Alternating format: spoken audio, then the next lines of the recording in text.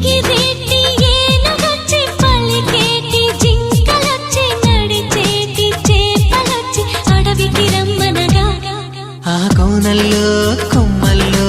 ఉయ్యాలుగేసి ఆ కొమ్మల్లో పళ్ళన్నీ రుచి చూసి ఆ పళ్ళల్లో మైకంతో మోహం కమ్మేసి చలిగా గిలిగా తొలిగా త్వరగా అటుగా ఇటుగా మరి నువ్వే నాకు ముద్దిస్తావని తడివేదాలు ముద్రిస్తావని నమ్మడానికి ఎంత బాగుందో